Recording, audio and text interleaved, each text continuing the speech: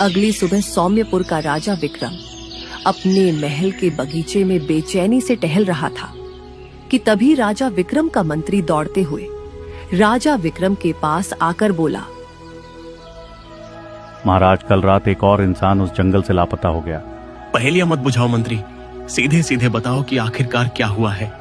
महाराज, कल रात हमारे राज्य के कुछ नागरिकों ने दूसरे राज्य से एक व्यापारी को उसी रास्ते से अपने राज्य की ओर आते हुए देखा था, जिस रास्ते में वही बरगद का घना पेड़ पड़ता है। ये सुनकर राजा विक्रम के चेहरे पर चिंता की लकीर दिखाई देने लगी। तुम जाओ, सारे राज्य में ऐलान कर दो कि सभी राज्यवासी मेरे महल के सामने एकत्रित हो जाएं। मैं एक जरूरी घोषणा करना चाहता हूँ।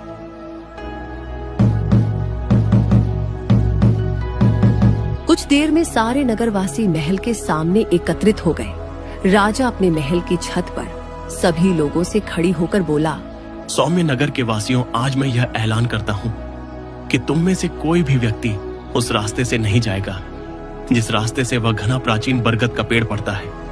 अगर कोई व्यक्ति वहां से आता हुआ या जाता हुआ दिखाई दिया तो तुम सबका कर्तव्य है कि उसे वहां जाने से रोके, ठीक है?